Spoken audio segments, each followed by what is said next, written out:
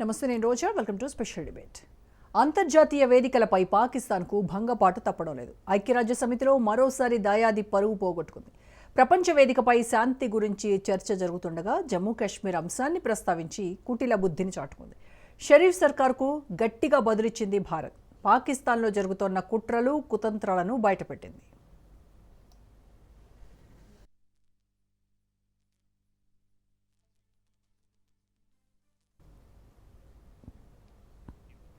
ఇటీవల పాక్ మాజీ ప్రధాని ఇమ్రాన్ ఖాన్ను జైలుకు పంపి అతడికి విరోధి అయిన అసీం మునీర్కు సర్వాధికారాలు ఇవ్వటంపై చురకలంటించింది ఇండియా. యుఎన్ఓలో పాకిస్తాన్ ప్రతినిధి అసీం ఇఫ్తికార్ అహ్మద్ అవాస్తవాలు అబద్ధాలు మాట్లాడారు. దక్షిణాసియాలో పాక్ శాంతి స్థిరత్వాన్ని కోరుకుంటుందన్నారు. కానీ శాంతి ఏకపక్షంగా ఉండకూడదంటూ జమ్మూ కాశ్మీర్ వివాదంపై సమస్య ఇంకా మిగులుందన్నారు. దీనికి న్యాయమైన పరిష్కారం అవసరమన్నారు. సింధు జలాల ఒప్పందాన్ని భారత్ ఏకపక్షంగా నిలిపివేసిందంటూ ఆరోపణలు చేశారు పాకిస్తాన్ ప్రతినిధి అసీం ఇఫ్తికార్ అహ్మద్.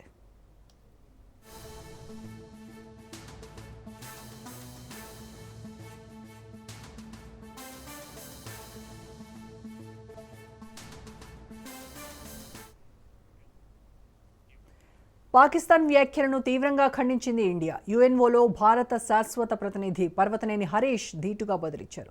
జమ్మూ కాశ్మీర్, లదాఖ్లు భారత్లో అంతర్భాగమేనని స్పష్టం చేశారు. భారత్తో పాటు తమ దేశంలోని ప్రజలకు ముప్పు తలపెట్టడంపైనే పాక్ పాలకులు దృష్టి సారించారని విమర్శించారు హరీష్ పర్వతనేని. 65 ఏళ్ల క్రితం విశ్వాసం, సంకల్పం, స్నేహస్ఫూర్తితో భారత్ సింధు జలాల ఒప్పందం కుదుర్చుకుందన్న విషయాన్ని ఆయన గుర్తు చేశారు. తమపై పాకిస్తాన్ 3 యుద్ధాలు, వేలాది ఉగ్రదాడులకు పాల్పడి ఒప్పందాన్ని ఉల్లంఘించిందన్నారు.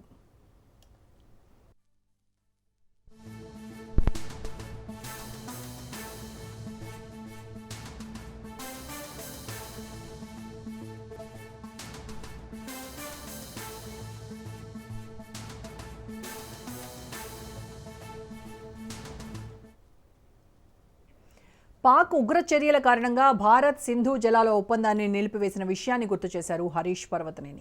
4 దశాబ్దాల్లో పాక్ ఉగ్రవాదుల దాడుల వల్ల 10,000 మంది భారతీయులు ప్రాణాలు కోల్పోయారు. జమ్మూ కాశ్మీర్లోని పహల్గామ్ ఉగ్రదాడిని కూడా ఆయన ప్రస్తావించారు. పాక్ ఉగ్రవాదం ఏ రూపంలో వచ్చినా భారత్ దాన్ని శక్తివంతంగా ఎదుర్కొంటుందన్నారు. దాయాది దేశంలోని ప్రజాస్వామ్యం, రాజకీయ పరిస్థితులపైన విమర్శలు గుప్పించారు. మాజీ ప్రధాని ఇమ్రాన్ ఖాన్ను జైలుకు పంపించి రక్షణ దళాల చీఫ్ అసీం మునీర్కు సర్వాధికారాలు అప్పగించిన ఘనత ఆ దేశానికే దక్కుతుందన్నారు. ఉగ్రవాదులకు, పౌరులకు మధ్య తేడా చూపని పాకిస్తాన్ పాలకులకు ప్రజల ప్రాణాలను రక్షించడం గురించి మాట్లాడే అర్హత లేదన్నారు హరీష్ పర్వతనేని.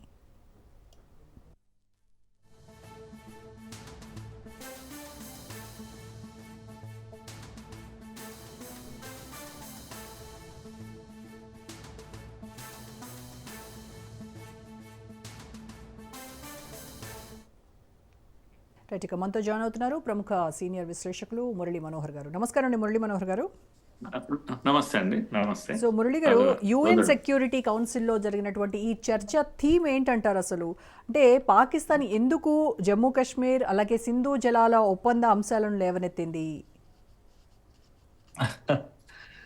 అంటే అది రొటీన్ గా ఉన్నటువంటి అలవాటు రోజా గారు. పాకిస్తాన్ ఏ రోజైనా కూడా అదేదో పెద్ద డెమోక్రసీ నమ్మిన దేశంగా తనను తాను ప్రొజెక్ట్ చేసుకుంటూ యుఎన్ లో ప్రతిసారి చేస్తున్నటువంటి మిస్చివస్ ఇది మళ్ళా డిస్ప్లే చేశారు. తన యొక్క దీన్ని రిపీట్ చేశారు. అంతేగాని ఏముంటుంది, అందరికీ తెలుసు, ప్రపంచానికి తెలుసు పాకిస్తాన్ ఎలాంటి దేశము అంటే ప్రపంచానికి అంతటికి ఉగ్రవాదాన్ని సప్లై చేసే దేశం. నిన్న 2 రోజుల క్రితమే కదా ఆస్ట్రేలియాలో జరిగినటువంటి దాడిలో కూడా చివరకు ఇద్దరు ఎవరైతే దాడి చేసిన వాళ్ళు ఉన్నారో ఇద్దరు కూడా పాకిస్తాన్ మూలాలే కనపడుతున్నాయి. కనుక ఈ భూమి పైన, ఈ ప్రపంచం పైన ఎక్కడ ఉగ్రదాడి జరిగినా దాని పునాది ఎక్కడ ఉంటుంది, దానికి మూలం ఎక్కడ ఉంటుంది అంటే పాకిస్తాన్ లో ఉంటుంది. కనుక దాన్ని తప్పుదారి పట్టించడానికి మేమే ఈ భూమి పైన స్వచ్ఛమైన ప్రజాస్వామ్యవాదులం అని చెప్పుకోవడానికి మేము ఆసియాలో అంతటా కూడా శాంతిని నెలకొల్పాలని మేము అనుకుంటుంటే భారత్ ఇప్పటికీ జమ్మూ కాశ్మీర్ వీటిల్లో అశాంతిని ఇది చేస్తుంది. కనుక దాన్ని సమస్యను సెటిల్ చేయాలని అడుగుతుంది. జమ్మూ కాశ్మీర్ సమస్యనే లేదు కదా. జమ్మూ కాశ్మీర్ భారత్ లో అంతర్భాగం. పైగా పిఓకే కూడా భారత్లో అంతర్భాగము మీ దగ్గర పెట్టుకున్నారు. కానీ ఈ సమస్యను సెటిల్ చేయాలి అని రిపీటెడ్ గా అలా మాట్లాడము, తాను చేస్తున్నటువంటి దుశ్చర్యలను ఏమంటారు తప్పుదారి పట్టించడానికి చేసేటువంటి గొప్ప ప్రయత్నం ఇది.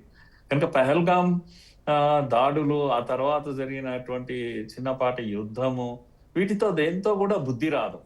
అందుకే భారత్ కూడా ధీటుగానే చెప్పింది. మన యొక్క పర్వతనేని హరీష్ శాశ్వత ప్రతినిధి ఎవరైతే ఉన్నారో యుఎన్ఓలో, ఆయన కూడా చాలా ధీటుగానే జవాబు చెప్పారు. అయ్యా మీరు ముందు జవాబు చెప్పండి, మీ యొక్క ఇమ్రాన్ ఖాన్ ఏం చేశారు, ఎక్కడున్నాడు, ఆయన బ్రతికున్నాడా చచ్చాడా, ప్రజలకు ఏమన్నా తెలుసా? కనుక ఎవరిని అసీం మునీర్ను కదా మీరు లేని అధికారాలను ఇచ్చి ఒక నియంత చేతిలో అధికారాలను పెట్టారు. కనుక ప్రజాస్వామ్యబద్ధంగా ఎన్నికైనటువంటి నాయకుడిని తీసుకెళ్లి జైల్లో పెట్టారు. ప్రాణాలతో ఉన్నాడో లేదో తెలియదు ఇమ్రాన్ ఖాన్ ఇప్పుడు. కనుక మీ పరిస్థితులు అలా పెట్టుకొని ఇక్కడ వచ్చి యుఎన్ఓలో భారత్ పైన బురద చల్లడము, లేకపోతే ఇంకేదో చేసిందని చెప్పడము. సింధు జలాల విషయం కూడా రోజా గారు మాట్లాడారు కదా, సింధు జలాలు తిప్పి కొట్టారు. సింధు జలాల విషయము పర్వతనేని హరీష్ గారు తిప్పి కొట్టారు. ఇది ఎప్పుడో 60 ఏళ్ల నాడు పహల్గాం విషయం కానీ సింధు జలాలు కానీ 60 ఏళ్ల నాడు తీసుకున్నటువంటి దీనికి ఏ రోజు కూడా మీరు ఒక మీటింగ్ పెట్టలేదు, ఒక కూర్చోలేదు. సింధు జలాల విషయాన్ని అన్నిటినీ వయోలేట్ చేశారు మీరు.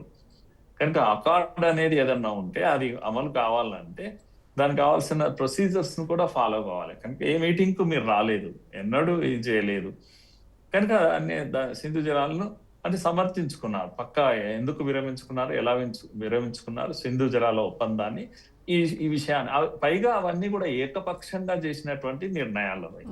కనుక సింధు జలాల సమస్య అది రివ్యూ చేయాల్సినటువంటి సమయం కూడా, రివ్యూ కొరకు ఎన్నడూ పాకిస్తాన్ రాలేదు. సో ఈ విషయాలు కూడా చాలా స్పష్టం చేస్తూ వారు చెప్పేశారు. కనుక ఇది రొటీన్ విషయం. పాకిస్తాన్ ఏమంటాం బరి తెగింపు అంటాం. కనుక లేనిది ఉన్నట్టుగా చెప్పడము, అసలైన విషయాలను దాచిపెట్టేటువంటి ప్రయత్నము. తన దగ్గర ఇంకా ఇప్పుడు స్థావరాలను సుమారుగా 8-10 స్థావరాలను మనం ధ్వంసం చేశాం అక్కడ లేకుండా. అయినప్పటికీ మీరు ఇంకా ప్రమోట్ చేస్తున్నారు ఈ ఉగ్ర దాడులను. ప్రపంచానికి అంతా ఫ్రీగా సప్లై చేస్తున్నారు కదా. ఎంతకాలం ఇది చేస్తారు మీరు? ఎన్ని దేశాలు బాధపడాలి? నిజంగా అయితే ఆస్ట్రేలియా కూడా మెతక వైఖరి. వీళ్ళందరి కూడా ఇద్దరు తండ్రి కొడుకులు అని ఇద్దరు ఉగ్రవాదులు వెళ్ళేసి ఇష్టం ఉన్నట్టుగా అక్కడ ఇజ్రాయిలీ ప్రజలను ఊచకోత వస్తారు కదా. అయితే ఎవరైతే ఈ ఆస్ట్రేలియాలో కాల్పులు జరిపిన పాక్ ఉగ్రవాదులు ఎవరైతే ఉన్నారో వాళ్ళకి ఇండియా పాస్పోర్ట్ ఉంది వాళ్ళ దగ్గర. అది అంటే హైదరాబాద్లో వాళ్ళు ఇండియన్ పాస్పోర్ట్ తీసుకున్నారు. అక్కడ నుంచి వాళ్ళు ఫిలిప్పైన్స్కి, ఆ తర్వాత పాకిస్తాన్కి వెళ్ళినట్టుగా తెలుస్తుంది. అసలు ఇది ఎలా సాధ్యమైందంటారు? అది కూడా మనము పరిశోధించుకోవాలి, మనం చూసుకోవాల్సినటువంటి విషయం. మన దగ్గర ఇంకా ఎన్ని లూప్ హోల్స్ ఉన్నాయనేటువంటి విషయం ఇప్పటికీ అర్థం కాని ఉగ్ర స్థావరాలు ఇంకా మన దగ్గర ఉన్నాయా అని. ఇప్పుడైతే రిపీటెడ్ గా బాంబింగ్ జరగడం లేదు ఇండియాలో, కానీ హైదరాబాదు లేకపోతే గోకుల్ చాట్లు ఇవన్నీ కూడా మనము కంటిన్యూస్ బాంబింగ్ జరిగేది. కంటే స్లీపర్ సెల్స్ బయటకు వచ్చేవి ఇండియాలో, ఉగ్రదాడులు చేస్తూ పోయేవి. ఈ 10 years లో ఇవి జరగలేదు. కానీ మొన్నటికి మొన్న మళ్ళీ ఢిల్లీలో ఒక్క పార్టీని ఉలిక్కి పడింది జాతి యావత్తు అన్నట్టు. కనుక ఈ పాకిస్తాన్ యొక్క ఉగ్ర ప్రపంచానికి అంతా కూడా మన ఉత్పత్తులను ఎక్స్పోర్ట్ చేస్తాము. చైనా కూడా ప్రపంచం అంతా వ్యాపారం చేస్తుంది. కానీ ఒక పాకిస్తాన్ మాత్రం అద్భుతమైన విషయం ఏంటంటే ఉగ్రవాదాన్ని సప్లై చేస్తుంది. ఎంచక్క ఏ దేశానికి కావాలన్నా వద్దనుకున్నా కూడా ఉగ్రవాదాన్ని ఓపెన్ గా సప్లై చేస్తున్నటువంటి ఏకైక దేశము, రోగ్ కంట్రీగా పేరున్నటువంటి పాకిస్తాన్ ఈరోజు యుఎన్ఓలో వేదిక పై నుంచి నీతులు వల్లిస్తా ఉంది. ఇండియా గురించి చెప్తుంది. ఇండియాకు డెమోక్రసీని పాఠం చెప్పేటట్టుగా ఉంది చూస్తుంటే పాకిస్తాన్ యొక్క పరిస్థితి. వీటన్నిటికీ కారణం ఏంటంటే అమెరికా కూడా ద్వంద్వ వైఖరి. అమెరికా లాంటి దేశాలు ఒకవైపు వాటిని ప్రోత్సహించడము వెనకాల, ఇంకోవైపు తాను కాదన్నట్టే మాట్లాడడం, ఇలాంటివన్నీ కూడా ఇప్పటి వరకు కూడా అమెరికా యొక్క పాత్ర అనేది దీని అన్నిటికీ మూలం. అమెరికా తన బ్రతుకు తెరివే ఆయుధాలను అమ్ముకోవడం. ఆయుధాలను అమ్ముకోవాలంటే ప్రపంచం అశాంతిగా ఉండాలి, అనేక దేశాల మధ్య గొడవలు ఉండాలి. కానీ ఇప్పుడు అవతారం ఎత్తింది ఎవరు? ట్రంప్ కదా. వచ్చి ప్రపంచ శాంతి కామకుండి నేను 10 దేశాలు 20 దేశాలు అయిపోయింది, వాటి మధ్య యుద్ధాన్ని ఆపేశాను, కావాలి నాకు నోబెల్ పీస్ కావాలి అనేటువంటి ఒక పెద్ద క్యాంపెయిన్ చేస్తున్నాడు. అది కూడా అందరికీ ఒక హాస్యాస్పదంగా ఉంది, అందరు నవ్వుకుంటున్నారు. కనుక ఇది పాకిస్తాన్ ఒకవేళ అలాంటి ప్రకటన యుఎన్ఓలో చేసిన ప్రపంచ దేశాలన్నీ కూడా క్లియర్ కట్ గానే ఉన్నాయి.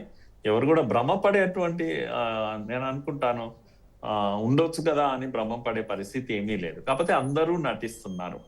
ఇండియా ఎలా అయితే ఇండియా పాకిస్తాన్ యుద్ధాన్ని మేమే ఆపాము అని అమెరికా చెప్తుందో అలాంటి నటన అందరూ చేస్తున్నారు. ఎవరు ఆపలేదు. మనకు కావాల్సిన దాడులు చేశాము, మనకు కావాల్సినప్పుడు మనం ఆపాము. మనం జీవితకాలం యుద్ధంలోనే ఉండాలని మనకు లేదు. ఎందుకంటే డెవలప్మెంట్ ఆగిపోతుంది యుద్ధం చేస్తూ కూర్చుంటే. చాలా మంది చాలా కోరికలు కోరుతున్నారు. అవును అదేంటి పిఓకేని ఎందుకు తీసుకురాలేదు, యుద్ధం కంటిన్యూ చేయాల్సింది కదా, ఎవరిని అడిగి చేశారు, ట్రంప్ చెప్తే చేస్తారా? పిఓకేలు ఇచ్చే వాళ్ళు కొందరు అయితే తెచ్చే వాళ్ళు కొందరు ఉంటారా అండి? నాకు అర్థం కాదు. పిఓకు తెచ్చుకోవడానికి యుద్ధం చేశామా మనం? వాస్తవంగా చెప్పాలంటే పహల్గాం దాడుల ప్రతీకారంగా మనం ఉగ్ర స్థావరాలను మనం ధ్వంసం చేశాం. అదే చేద్దాం అనుకున్నాం, అవే చేశాం. అంతేగాని మన యుద్ధానికి ఒక లిమిటేషన్స్ ఉన్నాయి, మనమే ఫిక్స్ చేసుకున్నాము. ఎవరు చేసింది కాదు. యుద్ధం ప్రారంభము మనమే చేశాం, యుద్ధం ఎండింగ్ కూడా మనమే చేశాం. మన ఇష్టాలకు అనుకూలంగా మనం చేశాం. కానీ ఒక ఇండిపెండెంట్ కంట్రీగా స్వతంత్ర దేశంగా మనం వ్యవహరించాం. ఇంకెవరికి ప్లీజ్ చేయడానికి చేయలేదు, లేదా ఎవరో చెప్తే యుద్ధం చేయలేదు మనకు. సో అలాంటి ఒక నిష్ఠతోనే ఒక పద్ధతి ప్రకారమే మనం ఉన్నాం.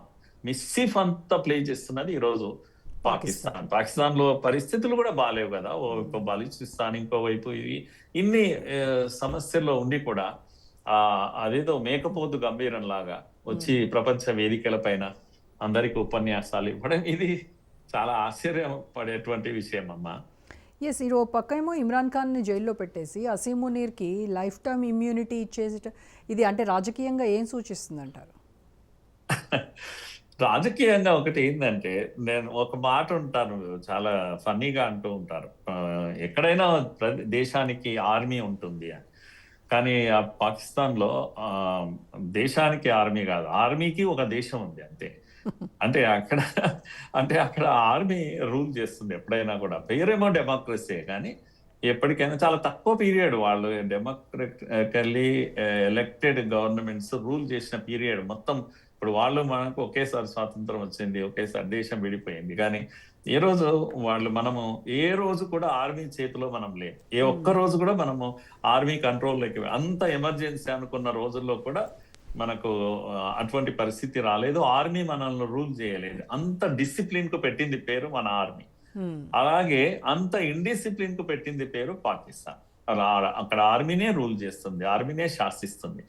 ఎవరు ఉండాలి, ఎవరు ఉండకూడదు అనేది చివరకు అసీం మునీర్ మనం చూస్తాము. ఇంకొక నేను అనుకుంటా 1-2 years లో ఆయనే దేశ అధ్యక్షుడు అయిపోతాడు. ఏ ఎన్నికలు ఉండవు. నేను తప్పకుండా ఎన్నికలు పెడతాను, ప్రజల చేత ఎన్నికబడిన ప్రభుత్వాన్ని నేను స్థాపిస్తాను తొందరలోనే అని చెప్తూనే ఉంటాడు. ఒక 5 ఏళ్ళు 10 ఏళ్ళు రూల్ చేస్తాడు మునీర్ కూడా. ఇది మన కళ్ళ ముందు జరుగుతుంది. కాస్త బంగ్లాదేశ్ బెటర్ అని అనుకున్నాము. ఇప్పుడు బంగ్లాదేశ్ కూడా అదే లైన్ లో ఉంది. ఒకే తాను మొక్కలు కదా రెండు కూడా, పాకిస్తాన్ బంగ్లాదేశ్. కనుక అక్కడ కూడా పారాచూట్ డ్రాప్డ్ పర్సనాలిటీ ఆయన యూనస్ ఇప్పుడు రాజ్యం వెళ్తున్నాడు, ఆయన ఎన్నికలు పెడతాడు అనేది ఎక్కడ కూడా నమ్మకమే కుదరలేదు. ఏ ఆర్మీ ఆఫీసర్ వస్తాడు, ఒక రోజు కబ్జా పెట్టేస్తాడు. కనుక పాకిస్తాన్ కూడా ఆ దిశగా వెళ్తుంది అండి. మన కళ్ళ ముందర అసీం మునీర్ ఇంకొక నియంతగా ఒక 5 ఏళ్ళు 10 ఏళ్ళు రాజ్యాన్ని వెళ్ళడానికి సిద్ధం అవుతున్నటువంటి పరిస్థితి. దానికి కావాల్సిన ఆద్యం అంతా కూడా అమెరికా వస్తూనే ఉంది. అమెరికాకు ఏదో కన్ను ఉంది అక్కడ, రేర్ ఎర్త్ మెటీరియల్ అంటూ ఇంకేదో అంటూ ఇవన్నీ చెప్తున్నారు. కనుక వాటిని తన గుప్పిట్లో పెట్టుకోవాలి. పైగా న్యూక్లియర్ వెపన్స్ కూడా తమ చేతుల్లో పెట్టుకోవాలనుకుంటుంది పాకిస్తాన్. అన్నిటికీ పైకి అలా కనపడుతున్నా పాకిస్తాన్ లో ఉన్న న్యూక్లియర్ వెపన్స్ ఏవి కూడా పాకిస్తాన్ చేతిలో ఉండకూడదు, అమెరికా చేతిలో ఉండాలి. కనుక ఆ ఉద్దేశంతో కూడా అమెరికా ఆ విధంగా వ్యవహరిస్తుంది. పైగా చైనా చేతుల్లోకి వెళ్ళకూడదు పాకిస్తాన్. ఇది ఒక రకమైన పోటీ వాళ్ళ మధ్య కనుక it is a puppet in the hands of America and China. అంతేగాని ఒక స్వతంత్ర దేశంగా పాకిస్తాన్ ఏ రోజు కూడా నిలబడలేదు కదమ్మా అది. కానీ చైనాతో రిలేషన్ అయితే పాకిస్తాన్ బాగానే మెయింటైన్ చేస్తుంది కదా సార్. ఇద్దరితో ఇటు మెయింటైన్ అమెరికాతో చేస్తుంది. అటు చైనాతో చేస్తానే ఉంది. చైనాతో అవి చేస్తుంది. కూడా అవసరార్థం ఏర్పడిన స్నేహాలేమో. వాళ్ళ అవసరాలు వీళ్ళ అవసరాలు వీళ్ళకుంటే వాళ్ళ అవసరాలు వీళ్ళకేం డబ్బులు Mutual. కావాలి అడుగు. వీళ్ళకి పాకిస్తాన్ కావాల్సింది డబ్బులు, IMF దగ్గరికి వెళ్ళాలి, ఇంత తెచ్చుకోవాలి, దానికి అమెరికా ఓకే అనాలి. అలాగే పాకిస్తాన్ చైనా కూడా వచ్చి రోడ్లు వేసుకోండి, ఈ బెల్ట్ ఆ బెల్ట్ అన్ని కూడా వేసుకోండి మీరు, లేకపోతే నౌకా ఆశ్రమాలు కట్టుకోండి, మీరు ఏదైనా చేసుకోండి, కానీ మాకెంత సహాయం చేయండి. ఇది వీళ్ళ యొక్క యాటిట్యూడ్. అటు చైనా ఇటు అమెరికా రెండు కూడా ఆ విధంగా పాకిస్తాన్ కంట్రోల్ చేస్తున్నాయి. కానీ మనం మాత్రం ఏ రోజు కూడా మనం స్వతంత్రంగా నిలబడ్డాం పాకిస్తాన్ విషయంలో. మనం ఎవరికి ఏమీ లేదు, పైగా స్నేహస్థాన్ని అందించాం పాకిస్తాన్కి. ఎప్పటికప్పుడు మోడీ గారు స్వయంగా అక్కడికి వెళ్ళి రావడం అయినా, లేకపోతే బస్సు యాత్రను వాజ్పేయి నడిపించిన, వీటన్నిటి యొక్క ఉద్దేశాలు ఏంటి? మనం ఒక ఎనిమిగా చూడాలని మనకేం లేదు. కానీ పాకిస్తాన్ దాని బుద్ధి మారదు. దాని పుట్టుకనే అలాంటి పుట్టుక, పాకిస్తాన్ యొక్క పుట్టుక కనుక పాకిస్తాన్కి మనం ఎంత సహాయం చేసినా అది పాము పాలు పోసి పెంచినట్టే అవుతుంది తప్ప. మంచి పదం అది. పాకిస్తాన్ పాలు పోసి పెంచినట్టుగానే ఉంటుంది కనుక నా విశ్వాసంలోనికి ఎన్నడూ రాదు. బహుశా ఇంకా ముక్కలవుతుందేమో అని అనిపిస్తుంది తొందరలోనే. పాకిస్తాన్, బలూచిస్తాన్ ఇవన్నీ కూడా ఎప్పుడు విడిపోతాయా అని. మొన్న రాజ్నాథ్ సింగ్ గారు ఒక మాట అన్నారు, సింధు ప్రాంతం కూడా ఇండియాకు తొందరలోనే వస్తుందని. ఎందుకన్నారో తెలియదు. అంటే కల్చరల్లీ సింధు ప్రాంతం అంతా కూడా భారత్ తో ఇదిగా ఉంటుంది. ఎప్పుడు కూడా కల్చరల్ వన్నెస్ ఒకటి ఉంటుంది కనుక అక్కడ ఏదో డిస్టర్బెన్స్ కూడా ఉంది. సింధు ప్రాంతము భారత్ వైపు చూస్తుందని కూడా అంటున్నారు. కనుక ఇలాంటివన్నీ ఉన్నాయి, వాళ్ళ సమస్యలు వాళ్ళకు ఉన్నాయి. నిజంగా అయితే మనము అగ్రెసివ్ గా లేము. ఇప్పుడు అనుకుంటే మనం కూడా కొన్ని ప్రాంతాలను ఆక్యుపై చేయగలం, కబ్జా చేయగలం, ఇవన్నీ చేయగలం. కానీ మన డెవలప్మెంటే చాలా ముఖ్యం. ఇలాంటి పనులన్నీ చేసుకోవడం వల్ల మన ఒక అభివృద్ధి పడిపోతుంది. ఇప్పటికే అనేక సమస్యలు ఉన్నాయి, మనకు కూడా సమస్యలు లేవని కాదు కదా. డెవలప్మెంట్ ప్రపంచంలో వేగంగా డెవలప్ అవుతున్న టైంలో ఈ పనులు పెట్టుకోవడం అనేది ఎవరు కూడా, విఘ్నత ఉన్న వాళ్ళు ఎవరు కూడా అలాంటివి చెయ్యరు. ఇప్పుడు ఈ సింధు జలాల ఒప్పందం సస్పెండ్ చేయడం భారత్ పాకిస్తాన్కి ఒక పెద్ద నష్టం. అది ఆర్థిక పరంగా అటు వ్యవసాయ పరంగా కూడా చాలా పెద్ద నష్టమే కదా. చాలా పెద్ద నష్టం అమ్మ. ఇంకా దాని ఇంపాక్ట్ ఇంకా వాళ్ళ మీద పడలేదు, కానీ తొందరలోనే చాలా ఒత్తిడి క్రియేట్ అవుతుంది. ముఖ్యంగా పంజాబ్ ఆ నీళ్లు లేకపోతే బ్రతకలేదు అసలు. కనుక పాకిస్తాన్కి ఓవరాల్ గా నీటి అవసరం చాలా ఉంది. అప్పుడు గాళ్ళబేరానికి రాక తప్పదు. సింధు చాలా గొప్ప యుద్ధం, మనము నీటి యుద్ధం చేస్తున్నాం మనం. కనుక ఎంత ప్రెషరైజ్ చేస్తున్నాం పాకిస్తాన్ అంటే ఎవరికి చెప్పుకోలేనటువంటి పరిస్థితి. పాకిస్తాన్ కూడా ఈ అవసరాలు మాకున్నాయి ఎందుకు అని అనుకుంటుందా? నో, అట్లా అనుకోదు. మళ్ళా సింధు జలాలు ఇవన్నీ కూడా ఏదో ఫ్రీగా వచ్చేది ఏం కాదు. మనం అనుకుంటే పోతాయి నీళ్ళు, అంతే తప్పితే వాళ్ళకి తెలుసు కూడా. మళ్ళా తెలిసినా కూడా ఈ మిస్యూజ్ ప్లే చేయడము, ఇలాంటివి పెహల్గాం లాంటివి ఇవన్నీ కూడా చేస్తూ ఉండడం కంటిన్యూస్ గా. మనం కనుక సర్జికల్ స్ట్రైక్ చేసాం. ఇవన్నీ ఏంటంటే మేము ఊరుకునే వాళ్ళం కాదు గతంలో లాగా. కనుక మీరు వచ్చి బాంబే పైన దాడి చేసి పోయాక కూడా ఊరికే ఉన్నాం, లేకపోతే ఇంకేదో పార్లమెంట్ పైన దాడి చేసిపోతే కూడా ఊరికే ఉన్నాం. అలాంటి ప్రభుత్వం కాదు ఇది మోడీ ప్రభుత్వం అనేది చెప్పడానికే 2 స్ట్రైక్స్ చేశాం మనం. సర్జికల్ స్ట్రైక్ కానీ ఇంకోటి ఇది కానీ అవి కనుక ఇది 3వ స్ట్రైక్ ను మనం ఏమన్నామంటే ఇప్పుడు ఆపరేషన్ సింధూర్ ఇన్కంప్లీట్ గా పెట్టాం మనం. కనుక 2.0 ఎప్పుడు స్టార్ట్ అవుతుందో చెప్పలేము. అలాంటి ఒక భయాన్ని పెట్టాం. కనుక మీ ప్రతి కదలికలు మేము యుద్ధంగానే పరిగణిస్తామని చెప్పాం. అయినా మిస్యూజ్ ప్లే చేస్తుంది పాకిస్తాన్. కనుక తీవ్రంగా దెబ్బతింటుందమ్మా. ఇప్పుడు కనుక శృతి మించితే ఇప్పటికీ మనము యుద్ధం మొన్న ఢిల్లీ దీని తర్వాత, పేలుళ్ల తర్వాత, రెడ్ ఫోర్ట్ దగ్గర జరిగినటువంటి దాడి తర్వాత యుద్ధం చేయాల్సినటువంటి పరిస్థితి అయినా మనం సంయమనం పాటిస్తున్నాం. ఎందుకంటే యుద్ధం అనేది చిన్న విషయం కాదు. ఎప్పుడంటే అప్పుడు వెళ్ళేసి యుద్ధం చేయాల్సినటువంటి అవసరాలు మనకు లేవు. అందుకని పూర్తి ఎవిడెన్స్ కొరకు కూడా చూస్తున్నాం. ఇంకా దాంట్లో పాకిస్తాన్ డైరెక్ట్ గా ఆపరేట్ చేసిందా, లేదా ఇక్కడనే ఈ డాక్టర్స్ వీళ్ళంతా కూడా తీవ్రవాదులుగా మారిపోయి ఒక కక్షపూరితంగా చేసినటువంటి వ్యవహారమా ఇది? ఇంకా పూర్తిగా మనం తెలుసుకునే ప్రయత్నం చేస్తున్నాము. కానీ ఈ యుద్ధం ఎప్పుడైనా చేయొచ్చు. చేయడానికి మనం సిద్ధంగా ఉన్నాం. కావాల్సినంత డ్యామేజ్ పాకిస్తాన్ మనం చేయగలం. ఇవన్నీ కూడా మన హద్దుల్లో మనం ఉన్నాం. ఎస్. ఇప్పుడు పహల్గామ్ దాడి తర్వాత భారత్ తీసుకున్నటువంటి ఇతర అంటే డిప్లొమాటిక్ కావచ్చు, బార్డర్ పరంగా, సెక్యూరిటీ పరంగా కానీ మనం తీసుకున్న చర్యలు ఏంటంటారు? ఒకటేమో మన యొక్క S-400, S-500 లాంటివి ఇవన్నీ కూడా మనం ప్రొటెక్టివ్ ఇవన్నీ కూడా డంప్ చేసి పెట్టాము ఎక్కడెక్కడ బార్డర్స్ అంతా కూడా. కనుక సముద్ర తీర ప్రాంతము, కరాచీ వీటన్నిటిని కూడా మనము ప్రిపేర్ అయి ఉన్నాం. ఆర్మీ ఇవన్నీ కూడా. ముఖ్యంగా ఇక్కడ చికెన్ నెక్ దగ్గర ఇవి పాకిస్తాన్, బంగ్లాదేశ్ కంబైన్డ్ గా ఇంకేదైనా చేస్తుందా అనేటువంటి దీన్ని అప్రమత్తతతో కూడా మనము ఆర్మీ స్టేషన్స్ వీటిని అన్నిటిని కూడా అప్రమత్తం చేసి పెట్టాం. ఆ విధంగా ఆయుధాలు కావాల్సినటువంటి వెపన్స్ ఇవన్నీ కూడా పంపించి కూర్చున్నాం. కనుక యుద్ధం అంటూ వస్తే ప్రిపరేషన్ తో ఉన్నాం. బంగ్లాదేశ్ తో వచ్చినా కూడా మనం ఈవెన్ చైనా ఇన్వాల్వ్ అయినా కూడా ప్రిపేర్ అయ్యి ఉన్నాం ఇప్పుడు. కానీ యుద్ధం చేయాలనేటువంటి అది తొందర మనకేం లేదు. అక్కడి నుంచి ప్రొవకేషన్ వస్తే మాత్రం మనం ప్రిపేర్ గా ఉన్నాం అమ్మాయి. ఎట్టి పరిస్థితుల్లో తిప్పికొట్టడానికి సిద్ధంగా ఉన్నాం. ఎస్. ఇప్పుడు మనకు అంతర్జాతీయంగా ఒత్తిడి ఉంది. ట్రంప్ టారిఫ్స్ మనల్ని ప్రెషర్ చేస్తా ఉన్నాయి. కనుక రష్యాతో ఆయిల్ కంటిన్యూ చేయాలా లేదా, బయట నుంచి వచ్చే ఒత్తిడి ఇవన్నీ చూస్తూ ఉన్నాం. అయినా చాలా బ్యాలెన్స్ గానే ఉన్నాము. పుతిన్ లాంటి వాడు ఇండియాను విజిట్ చేసి వెళ్తాడు. అది అమెరికాకు కోపం తెప్పిస్తుంది. కనుక ఇవన్నీ ఉన్నాయి. మనం డిప్లొమసీలో ఎక్కడ తగ్గడం లేదు, ఎవరికి భయపడడం లేదు. మన జాగ్రత్తలో మనం ఉన్నా అని మాత్రం మనం అర్థం చేసుకోవచ్చు. అలాగే ఈ యూనియన్ సెక్యూరిటీ కౌన్సిల్లో పాక్ నాన్ పర్మనెంట్ మెంబర్గా ఉండడం కూడా ఈ వివాదానికి కారణమైందంటారా? అదే హెల్ప్ అవుతుందంటారా? అది కూడా ఓ రకంగా హెల్ప్ అవుతుంది పాకిస్తాన్కు అలా ఉండడం. ఇవన్నిటిని గేమ్ ప్లే చేయించేది మనకు అమెరికానే కదండి. మనకు అమెరికా లేకపోతే పాకిస్తాన్కు ఈ ధైర్యం ఎక్కడిది, ఇలా ఎలా మాట్లాడుతుంది? కనుక తన అవసరాల కోసం అమెరికా ఒక పప్పెట్ లాగా పాకిస్తాన్ వాడుకుంటుంది. ఎప్పుడు డస్ట్బిన్ లో పారవేస్తుందో తెలియదు కూడా అమెరికా. కనుక అదేమి శాశ్వతంగా ఉంటుంది, ఇలాగే పాకిస్తాన్ నిలబడుతుంది మన ముందు అనేమో. డిన్నర్ కు పిలిపించి ఆసిమ్ మునీర్ ను కూర్చోబెట్టుకొని, ఎవరండి ఆసిమ్ మునీర్? ఒక స్టేట్ హెడ్ అతను. ఆఫ్టర్ ఆల్ ఒక ఆర్మీ జవాను ఒక prime minister no president no పిలిచాడు ట్రంప్ అంటే దానికి ఒక అర్థం ఉంటుంది. కనుక ఒక ఆర్మీ జవాన్ వెళ్ళి అక్కడ భోజనం ఇంత చీప్ గా వ్యవహారం నడిపిస్తున్నాడు ట్రంప్ అంటే. అందుకే మోడీ కూడా చాలా డిగ్నిఫైడ్ గా ఉంటున్నాడు, దూరంగా ఉంటున్నాడు.